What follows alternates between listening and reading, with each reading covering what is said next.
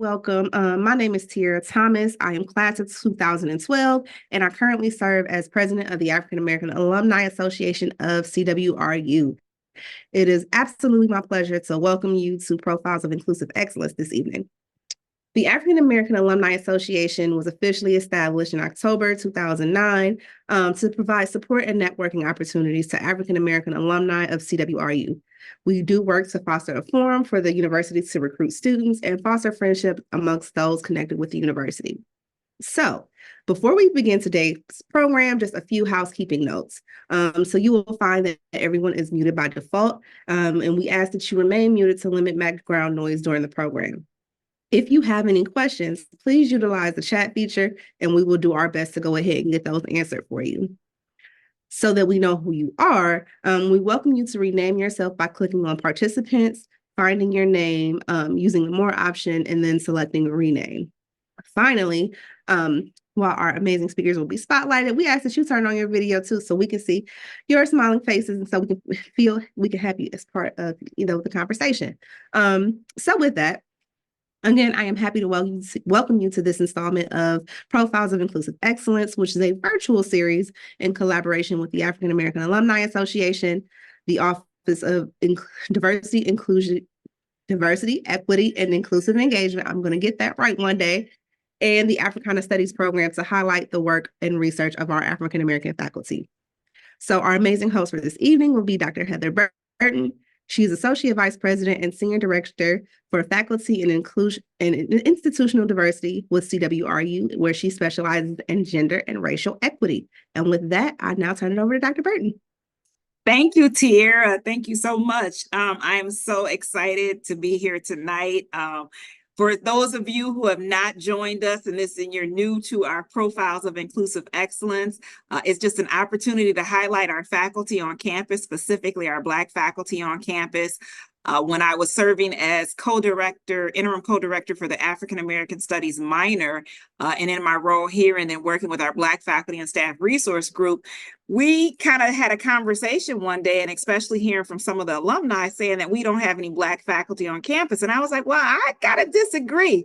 We've got some great Black faculty on campus. And so we started this Profiles of Inclusive Excellence to really highlight not just the work that our faculty do on campus, but to get to know them. Very often, many of us as faculty, our research, what we do in the classroom, outside of the classroom as it relates to Case Western Reserve. But we like to take this time to get to know our faculty. And so I'm excited because I have my friend, my brother, my colleague that I get to talk to tonight. And I'm sure this is going to be a very engaging conversation. So Bryan, Professor Adamson, thank you for joining us this evening. Yeah, it's great to be here. Thank you, Heather. I'm looking forward to the conversation, and we always have great ones and real ones and rich ones, and so I'm happy to do this. So thank you for providing this platform for people like me and for the community. Yes. And so those of you who are in our audience this evening, we do ask that if you have questions, please put those in the chat. I will be taking questions throughout the evening from our chat for Professor Adamson. But to kind of begin, Bryan, what we do here on Profiles of Inclusive Excellence is we have this tradition. And this tradition starts us off. I don't know if you remember the movie Brown Sugar that had Taye Diggs and Sanaa Lathan. And so that movie was about when did I fall in love with hip hop? And it's been interesting. We've done this take very often, and sometimes we get some real treats from some of our faculty. For example, we had Dr. Jolly, who actually beatboxed because he heard hip hop and he shared that talent.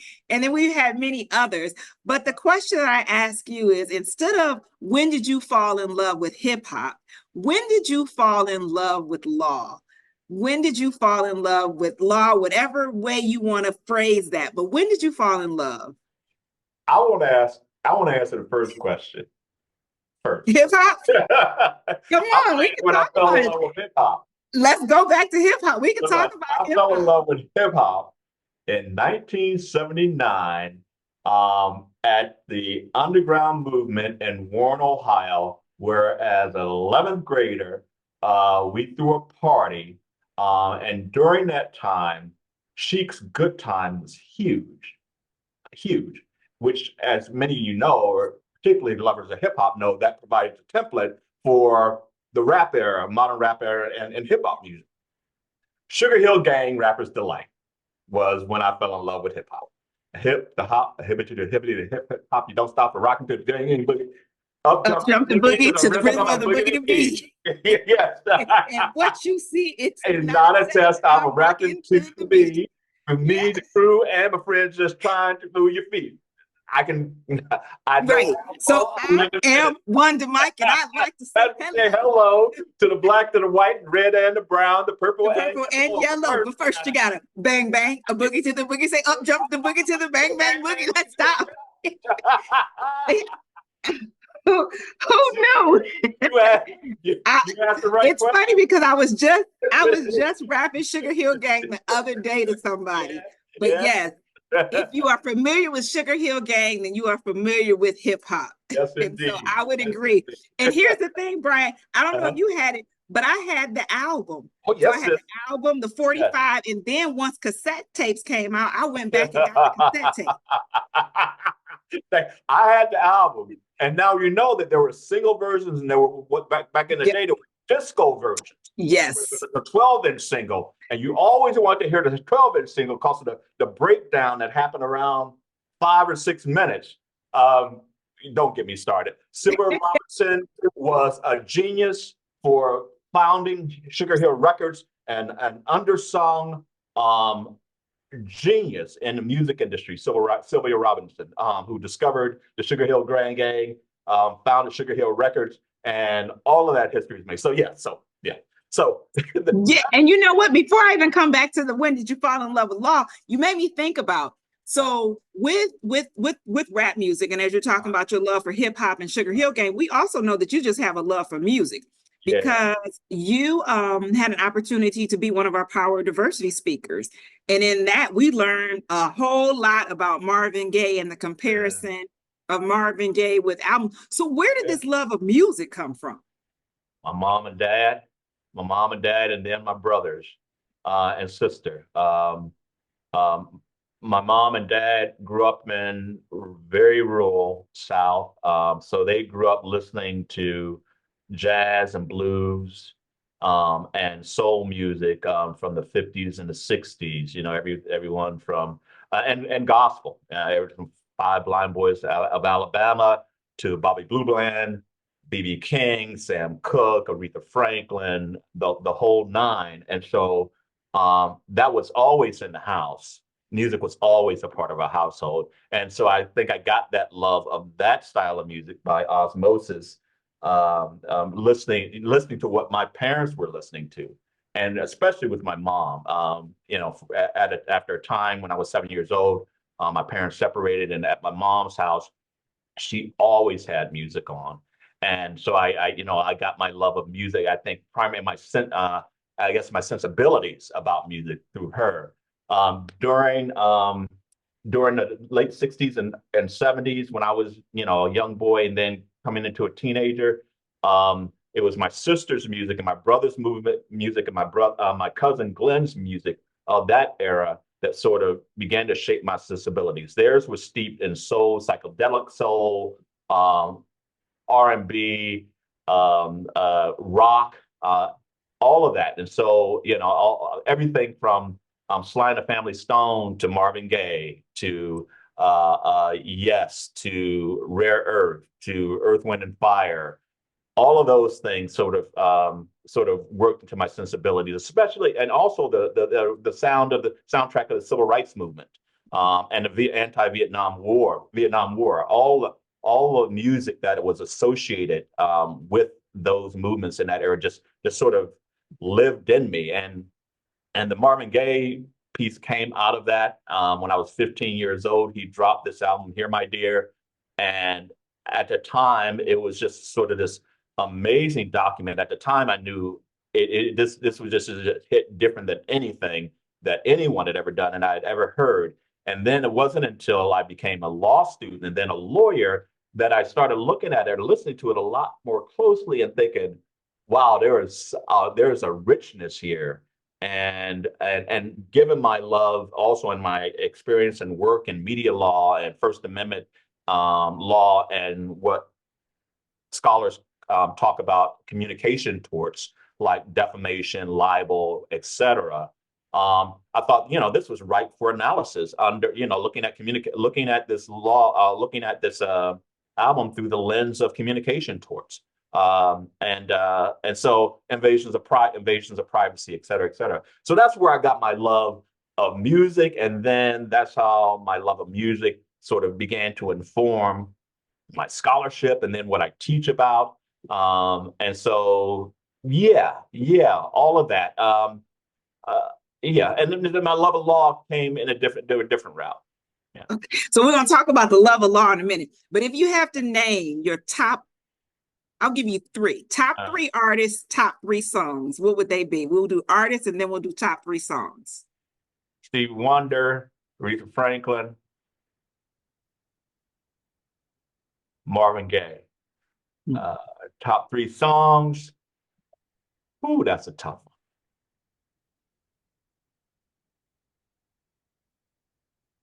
Marvin Gaye's What's Going On. Aretha Franklin's Oh Me, Oh My, I'm a Fool for You. Wrecks me every time. I don't know if this is a recent thing or not because I just started revisiting Al Green and his cover of the Bee Gees, How Can You Mend a Broken Heart? Mm-hmm. Child. I'm gonna have to take a listen. Those are my three. Oh my gosh. And that wasn't on my list for a long time, but something pulled me back to Al Green and that album, and I listened to that song. Okay, yeah. So those are my three. And there's I think its name is, and somebody might know in the audience, but October London. I feel like it's October London. Yeah. That he's coming on tour with this. Oh, really? And he said something, was it the revisit of Marvin Gaye or something? Oh, really? That he calls his album because he sounds so much like Marvin Gaye. Yeah. But so he's got that vibe. I've only heard his records on songs on streaming, and then I think I saw him perform on a TV show recently. But he's the real deal. He's got the voice, he's got the tone. And I just VP Solomon just put it is October London because I think the first time I heard him was we were going to a meeting and I was with Robert. And October London was playing, but I did just see a clip that he's coming. He's on tour. Karina, Al Green's cover is good. It's good. You heard it, huh? Whew. I'm gonna have to take a listen. We won't play it before the end of the night, but everyone, you've heard it here. The Al Green's cover is good. How Can You Mend a Broken Heart? So everybody has to go listen to that after you get off the profile. Now don't listen to it while you all sitting there on mute. Don't try to y'all pay attention to Bryan. Y'all start crying. Y'all be in tears. We don't want that. So Bryan, when did you fall in love with law? Junior year in college. I took a media law course. And I said, wow, this is awesome. And so that media law course covered the regulation of television and radio and film. And, I loved it. I had grown up wanting to be an architect. That's all I wanted to do. My dad was a construction worker. And I think by extension, I got my love of building things and designing things. And I always loved, following him to work sites. I loved the idea that he could point at something and say, yeah, I had a hand in building that, And he was just a cement mason. He just did sidewalks and driveways and basements and walls, right? But he could say that, And I for many reasons, I loved and admired him. I loved and admired what he did. And so I think, so I wanted to be an architect. But I get to college and find something I love better. I started doing speech and debate forensics, and found out I really, really, really liked that. And so then I shifted, I changed majors, and I said, okay, well, I'm not sure what I want to do. Let me look at journalism. And so I picked up a second major in mass comm. Uh, I dropped architecture, picked up a philosophy major, and also took on mass communication as a major, thinking that I would want to be a journalist. And um, doing an internship and at one of the local radio stations uh, let me know that I didn't want to be a journalist. uh, I couldn't do it. Yeah, but I was always, before when I switched, I was afraid of what my dad would say, because everybody knew I wanted to be an architect, and I was so worried about disappointing my father. I was afraid to tell him. So I held off for like a semester before I dropped it in a fall semester at the end of a fall semester. And I didn't tell him till that summer, and I was so afraid of what he would say. And when I finally talked to him, he said one of the most important and liberating things that anyone has ever said to me. He's like, I don't care what you do or what you want to be, just don't waste your time while you're there. He knew the value that not many of us got to be where I was and Right. be in an institution of higher learning, having to pay your own way through it, right? And but he said, you do what you want to do. You just, make sure you count your time there. I said, okay, all right, so that's good. So I had a chance to explore and everything, and maybe I don't know if you maybe have certain feelings about this as well, being your journalism background, Heather. Um, I could not uh, I could not watch a fire in a building and not do anything. You know what I'm saying? Yeah. Other than talk about it. That was really, really tough for me. And it was during a time I was a journalist. I was in journalism school, and I became a fan of the Village Voice. I don't know if you know what that newspaper. Village Voice was a weekly, very counterculture, great. It's been around since the 60s. One of the storied newspapers in New York, just generally in the United States. But it arose out of the counterculture era of the 50s and the 60s. But anyhow, they do great work, some great incisive work on politics and society and law society. And I would read it religiously every week. I remember this vividly.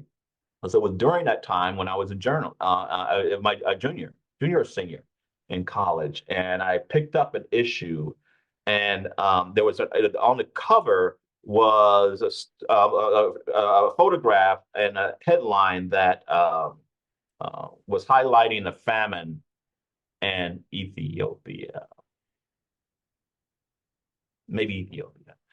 But you open it, on the cover of this page, on the opening of Village Voice, was this young boy, couldn't have been more than 5 or 6, African boy, walking through a deserted area, a desert, thin, about, I don't know, so close to death, right? Photograph there. You open the Village Voice, and there's another photograph of him kneeling with his head in his hands like this, and everything is just about him is emaciated except his head. And in the foreground, you see him like this, and in the background is a vulture.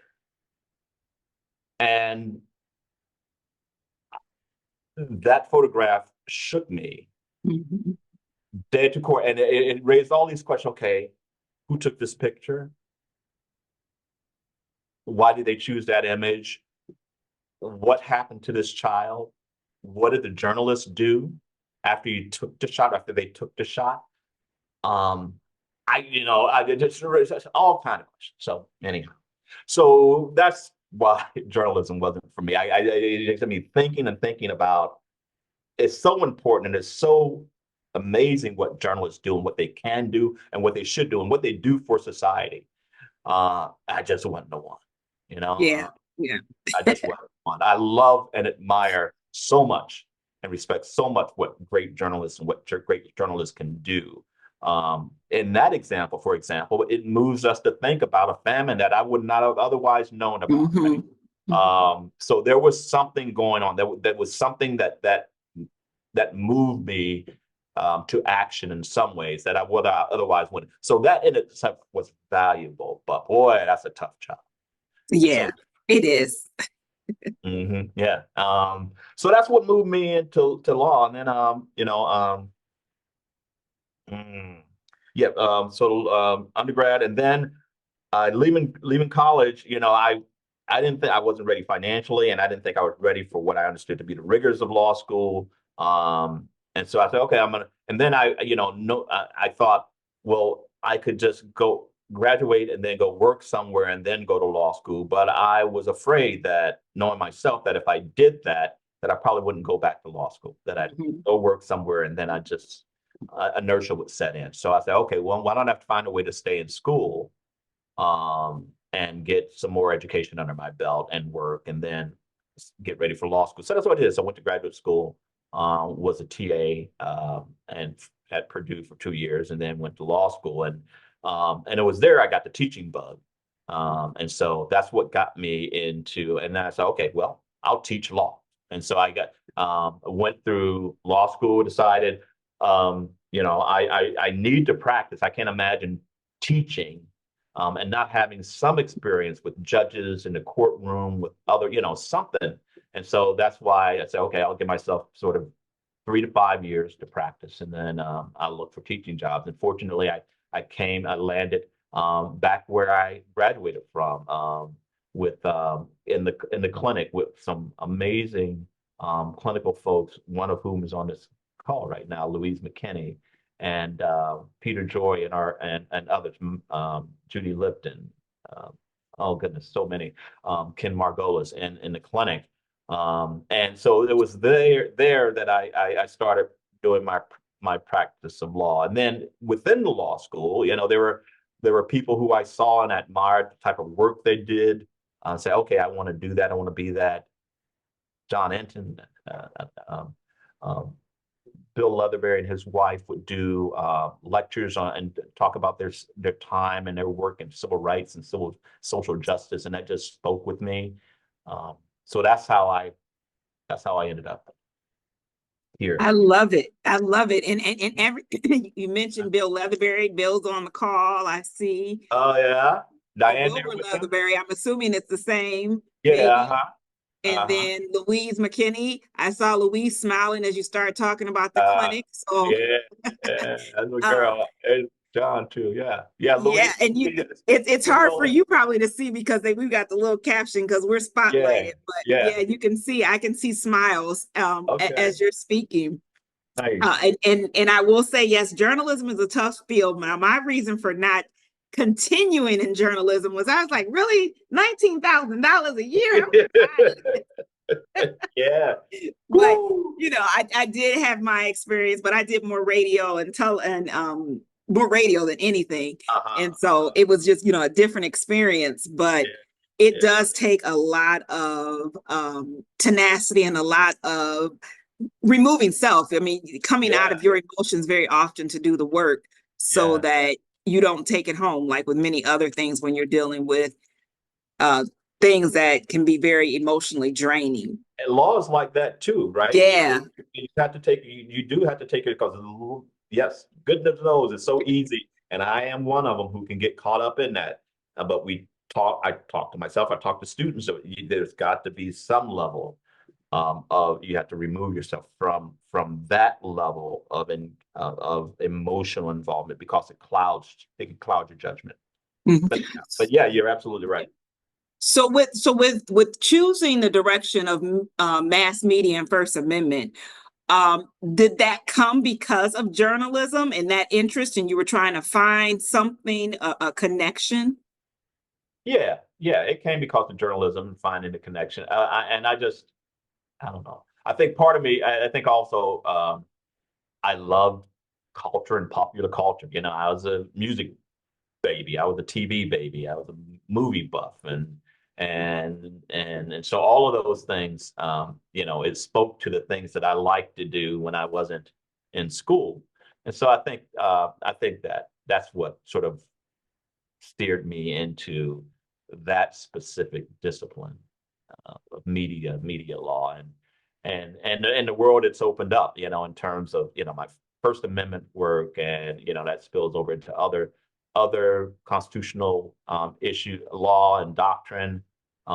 It allow me to do other things that look at media from a critical perspective, particularly critical race perspective, and I love that. I love being able to look at and think about and talk about the ways in which um, people's issues, claims are framed by media outlets and agents, and how that impacts not only what we think, but how we think about things.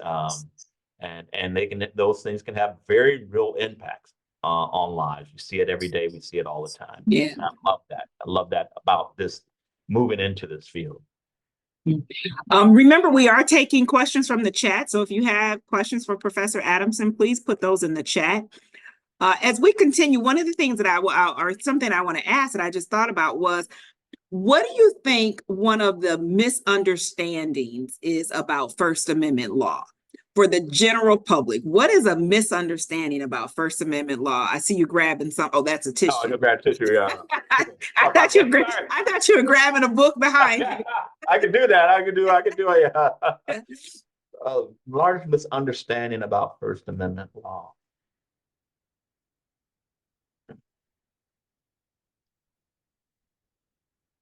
I think that there's this notion that, and it's controversial, that hate speech is unconstitutional. That takes some explaining for some people to understand and appreciate that there's certain words or certain phrases that you use that can be extraordinarily offensive, extraordinarily opprobrious, but can it be constitutionally prescribed? In many cases, no. And a lot of people who you explain that to are very unsatisfied with that answer. Yeah, I think that's one. That's very. I was just wondering. I was curious, and I didn't know if anyone else was curious, but I was curious. Yeah. I don't know. That might not be the best answer. It's just the one I thought of. That's a great question, and I don't know. But that's the one that first came to my mind. So we have two questions from the chat, and the first one is: there anything about the practice of law that you miss? Oh yeah, a lot. I think the thing I miss the most is watching students get it. Students absolutely come alive when they have a client. And in many instances, man, these students treat these clients with such care and concern and regard than they can ever get from a practicing attorney. No, not because practicing attorneys are bad, but just because practicing attorneys often will have a whole host of competing needs and interests and obligations, and not just this one client. And it's just watching students, I get all chill when I think about it. Watching students, the best students, how they interact with their clients, and all those things they've been learning in the first year, in many cases, the first 2 years of law school, it all comes to bear in that client representation. So that's the thing I miss the most about it. I also miss seeing clients react to positive outcomes. Mm-hmm. That's something, you're in this is a service profession to serve clients, and at the end of the day, you want your client to have extraordinary representation, and above all, you want positive outcomes, whatever that might look like for your client. You might not always get those things. It's often the case you can't get them, and so you have to tell the client the law or the law as this is construed or constructed or will be constructed isn't your answer. So, but that was it. You didn't ask, but I don't miss arguing. I argue about other things, and I always want to be a litigator. So the notion that I hate to argue is kind of, I don't know. But I don't miss the battles. I know so much I miss the battles. I miss what sometimes can be very, very petty and petty battles with other parties. I'll just put it like that. Yeah. Yeah. Yeah. Well, that was a question from one of your fellow law colleagues. Oh yeah. Solomon. And like I was going to say, I'm sorry, I just want to amend that. Say that's not to say that I don't have petty arguments now, right? it's not. Faculty is not above being petty. So no, I can attest to that as well. Which actually, it's interesting because the next question that VP Solomon posed, I will ask that now. I wasn't going to ask, but since you talked about the pettiness, I'll ask the question. What is your reaction to the attacks on DEI, on the attacks on diversity, equity, and inclusion?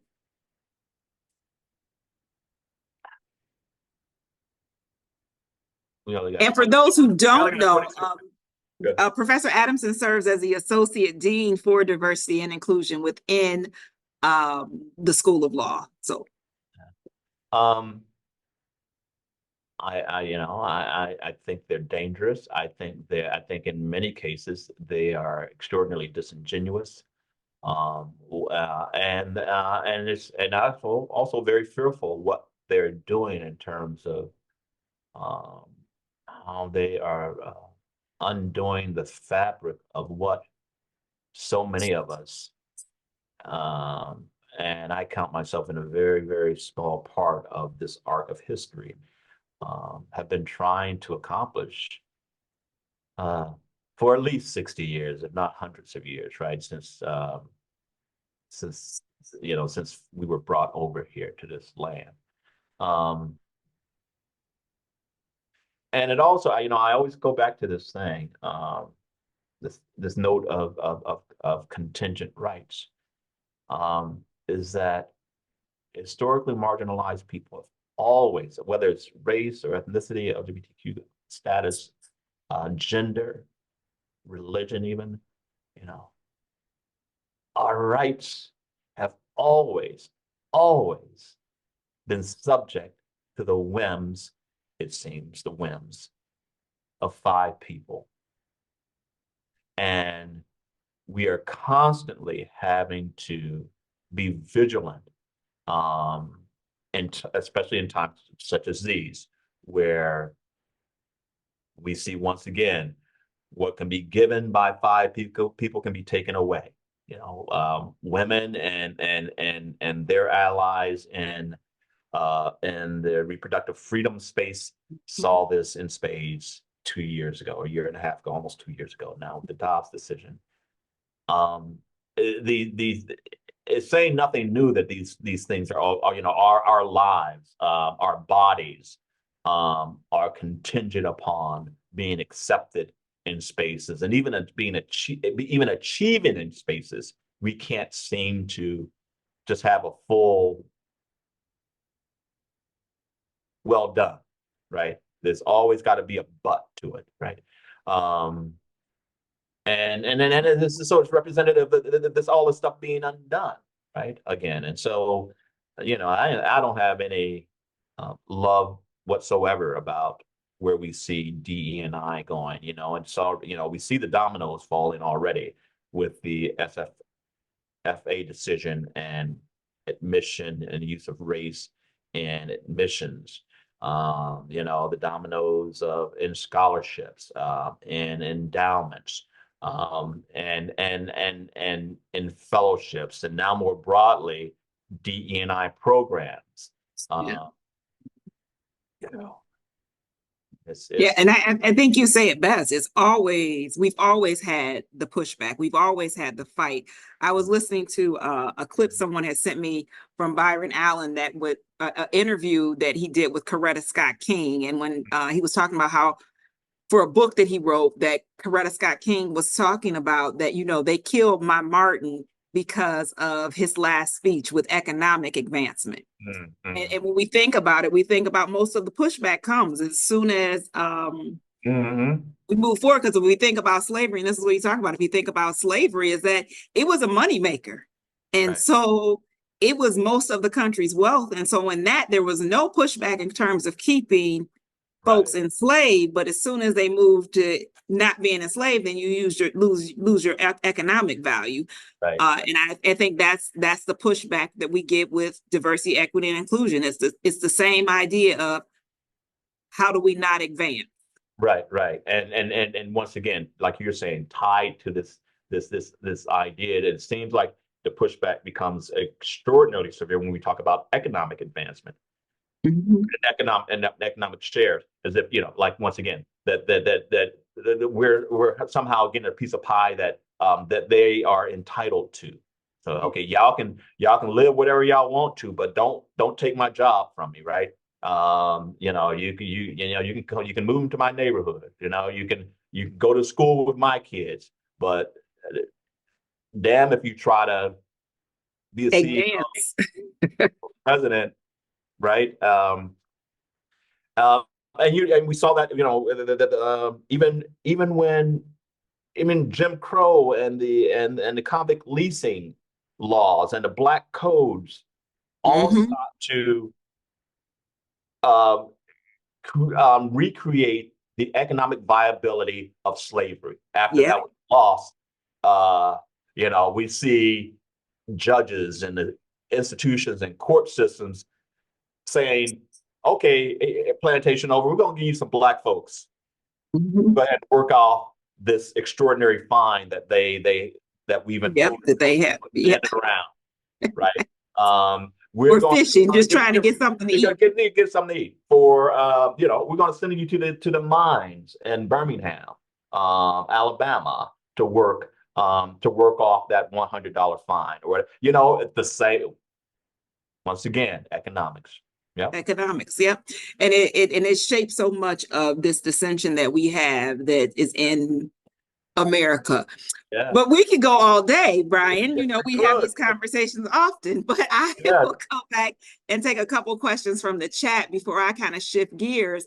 And so one of the questions is, the legal profession is still now particularly diverse, even though there has been progress. Why do you think more underrepresented populations should consider a legal career? I think there's a whole host of reasons there. Um, it it can be very gratifying. It's hard work, but it can be extraordinarily personally gratifying if one um, loves problem solving, if one loves learning, if one loves um, the idea of giving back to a community. Um, I think it's extraordinary. We talk about this. I think in legal circles, it's like having a law degree is like the ultimate liberal arts degree. I always loved the fact and respected the fact that with a law degree, you don't necessarily have to practice law. Matter of fact, many people don't practice law who graduate from law school, but it gives you these skills that you can use in so many different spaces. From leadership positions, running a non-for-profit, being a politician, doing policy work. All of these things can also sort of make a great positive change. And to the extent that we care or one cares about the things that impacts communities of color, communities like ours, it's a way to help begin to move the needle in terms of solving some of the more intractable problems of a community and of a society. The law is not the answer to everything that ails us. By no means am I saying that. But it does help us in some important ways provide a service to members of the community who might need a lot of different things, right? And this might just be one thing that can help. And we need more people of color. We need more diversity. We need more LGBTQ folks. We need more people of different ethnicities. We do need them because we know for a fact that those who are likely to serve those who are in need look like or come from communities of those who are in need. And I just say that generally. I mean, and so I think it's also important to think about it like that. You know? Yeah. And so in that, how can students who may not go on to pursue careers in law support their counterparts in the law field as they champion for justice? Or more so, how can we as everyday citizens be allies of the people fighting for their rights in court Right. On campus, specifically on campus? Geez, yeah.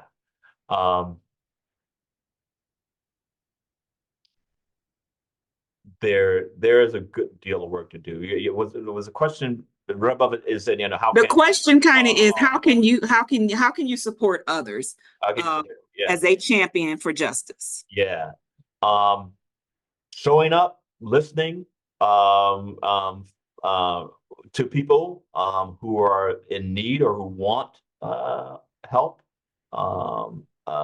It doesn't come down to imposing my will or my beliefs or what I think the solution is in a community or with the people. Is so important to listen. And sometimes not having a law degree or not having that framework is in a lot of times better than having it, right?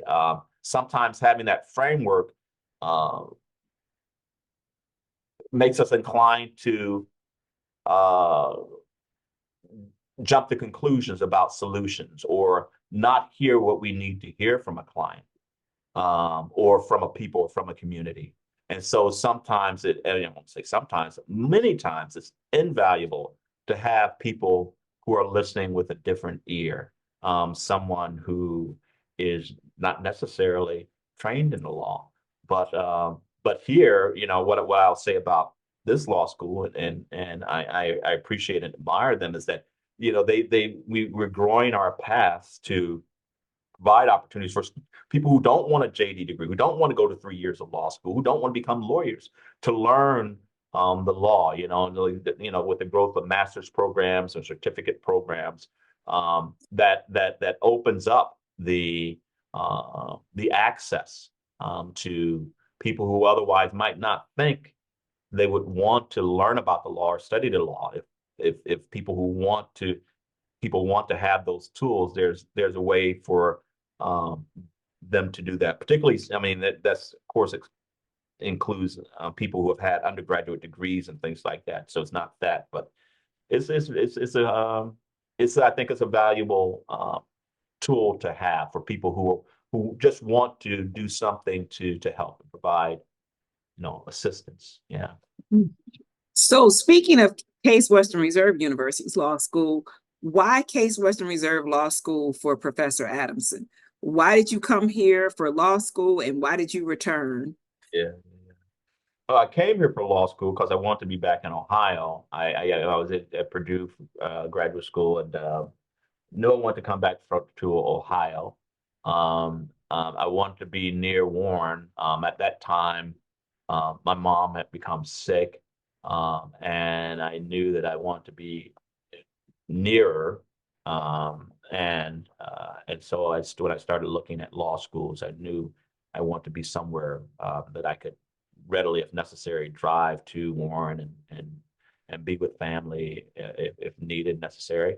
And thankfully, God bless her, we had her for many years up until 2021, and so that was a blessing.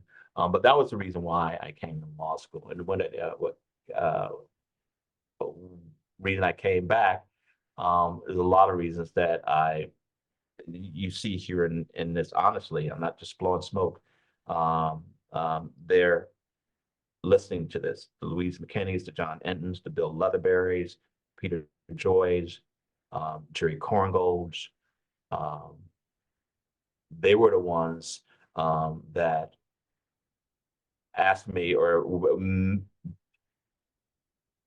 got me back here with and treated and gave me with open arms and gave me the mentorship, the training, the ability to work alongside them to do this, to be a practitioner, to be a clinician, to be a professor, to be an administrator. And so there was that. And so this was, and once again, so it was home. And then so I leave, and I go away from it for 18 years and thinking, after that, my spouse and I thinking, okay, let's think about what our next to the last or next to the last chapter is going to look like professionally for us. And do we want to stay in Seattle? Do we want to look somewhere else? Do we want to go somewhere else? Honestly, we're having those conversations, and this opportunity came up for this role, and we talked about it, and there were so many reasons to say yes because of once again, the people who are here and the people who are in this building right now. It's a familiar place. There were people I knew there. I was comfortable here. I had built a community of friends, and my family were nearby. And so it was a good opportunity and a good time to come back. So that's why I came back. So you throughout the evening, you've spoken very highly of your mom and your dad and the influences that they've had on you. With that, how do you think your upbringing has shaped you? How did mom and dad shape you to be who you are today?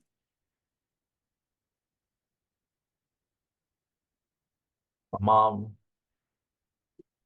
was the kindest woman, most generous woman,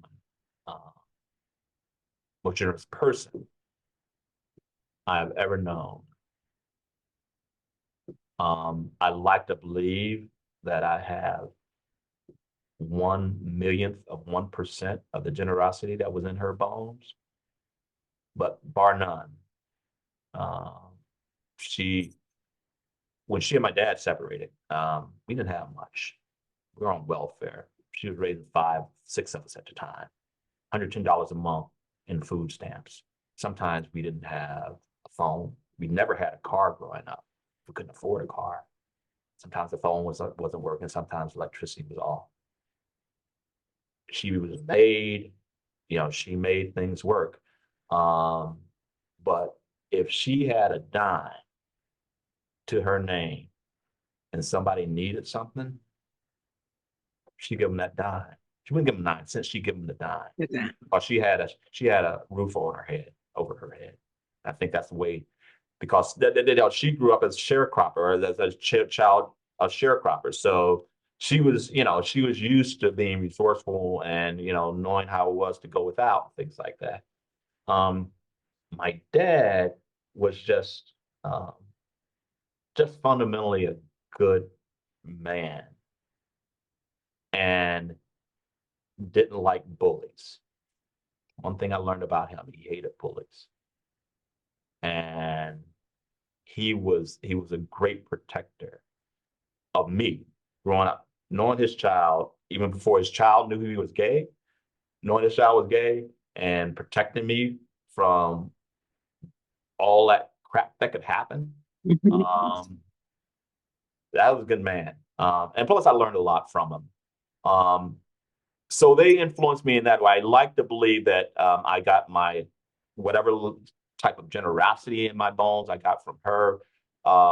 The protecting the underdog thing, I think I got from him. Like many Black parents, though, especially those who left the Deep South, growing up, they didn't share all the crap that they had to endure. And you don't learn about it. They just don't talk about those things. Did you know that? Anybody, I know you know, Heather. And they went through some Yeah. stuff. Mhm.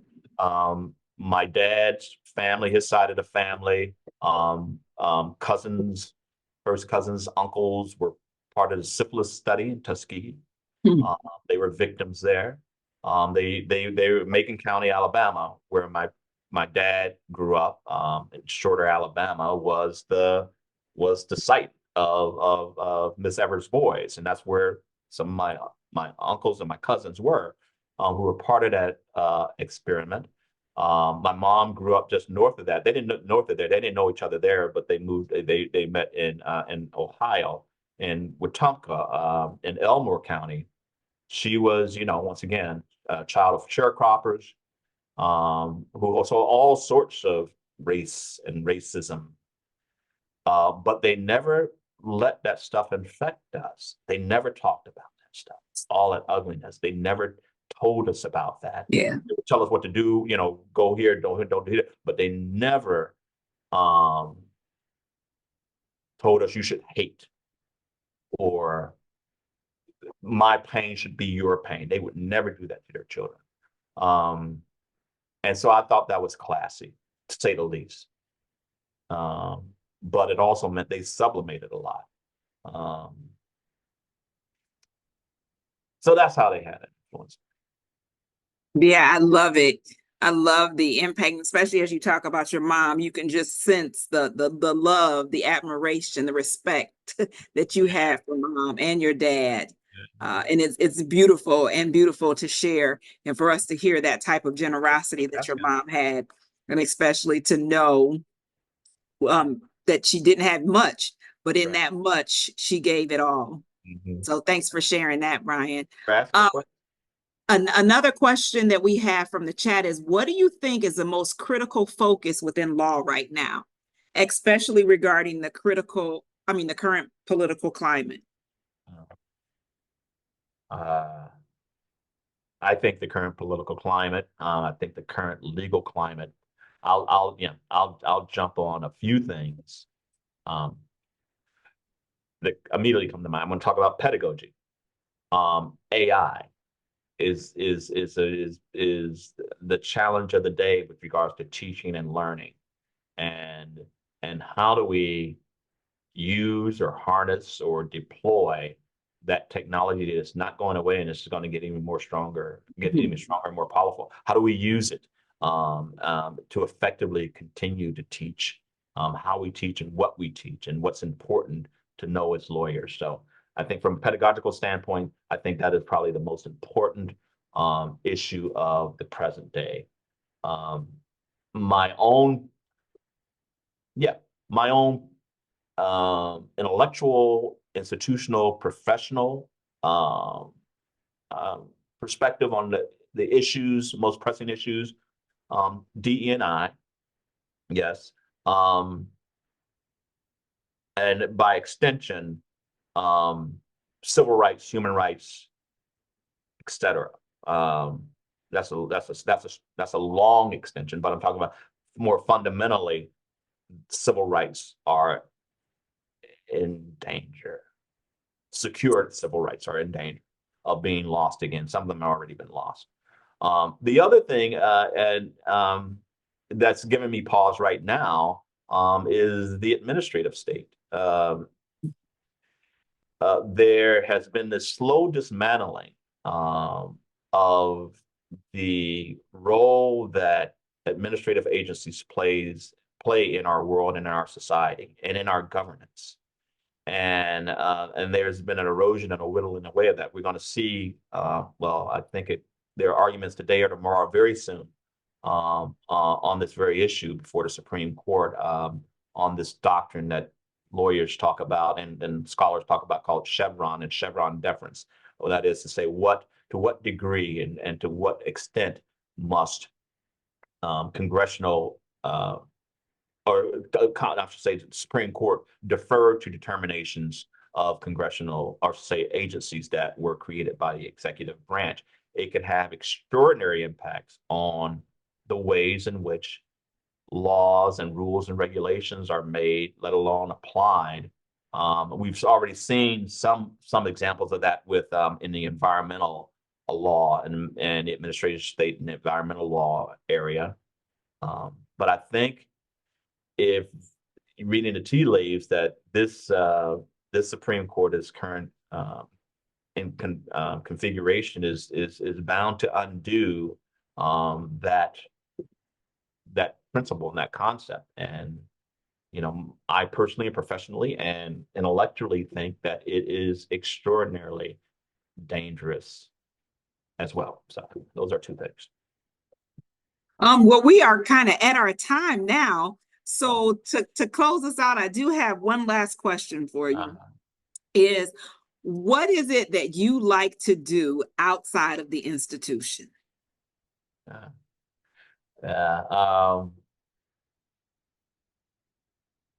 Go to my favorite watering hole with Ben, and kick back a few. What else do I like to do? I love family and friend time as well. Coming back here, it wasn't easy at first because of COVID to see family and friends easily back here. But I've been so blessed to be able to spend quality time with new friends and old. So I like that, example. And this once again, I love music. Some of my dearest friends from childhood, women I've been knowing for 45, 50 years. We went up to Detroit just for a weekend to hear go to this concert, a guy we all love, Son Patterson, R&B soul singer, wonderful guy. And so just doing stuff like that, being able to just take off and go for a weekend to Detroit and listen to a concert, hang out with your friends and eat and laugh and kiki and just the whole nine, So I like that. That's what I like doing. Music, concerts. Here in Cleveland, I love architecture and art and history. So I love going to and talking about things like the art museum, old buildings, the cemetery, stuff like that. The cemetery, that's interesting. What I'm not gonna let you get that one just right past throwing out the cemetery. It's interesting. My pastor loves the cemetery too. He loves going, especially the Lakeview. To walk around and see the history and who's buried in Lakeview. But kind of morbid, but yeah, but it's a great history, I guess, in the cemetery when you go through. So Professor Adamson, I don't know if there's something that you want to share with the audience that I have not asked, but we are at our time, and so I thank you. I thank you for being a part of this series, and thank you for allowing me to have the opportunity just to talk with you and engage in dialogue and conversation. Thank you. This was fun. I don't have anything to add, but I just loved it, and I love this. I'm so glad. I hope this was okay for you. This was so fun.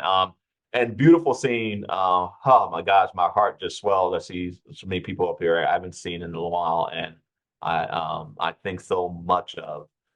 So I want to say not just hello to everybody there, but particularly, John, Louise, Bill, and Diane. Hey, y'all.